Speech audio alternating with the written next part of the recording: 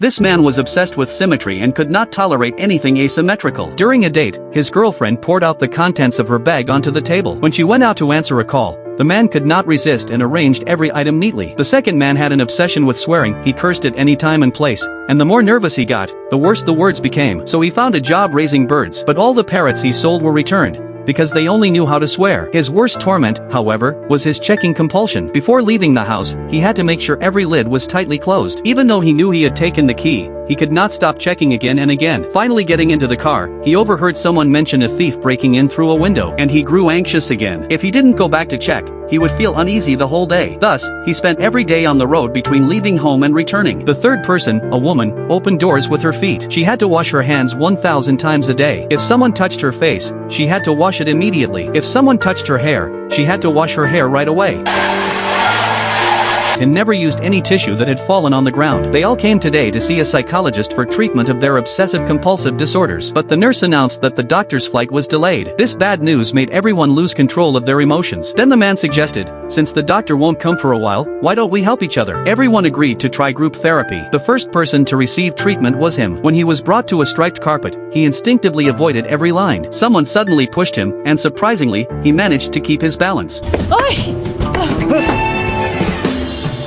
They covered his eyes and deliberately led him to the seam of the floor. When he removed the blindfold, he jumped into someone's arms in fright. Next, it was the woman's turn. They brought her to the restroom and asked her to touch the toilet. She hesitated for a long time but couldn't do it, so they lowered the difficulty, asking her to touch the wet sink. One teammate grabbed her hand and rubbed it on the public sink repeatedly. The sticky, damp feeling made her whole body tremble, and in the end, she failed. Suddenly, one of the group members felt unwell. The man quickly poured her a glass of water, and the woman rushed over to help. At that moment, everyone noticed the man had stepped on a line, and the woman hadn't washed her hands. They all cheered with excitement, realizing that the treatment was starting to work.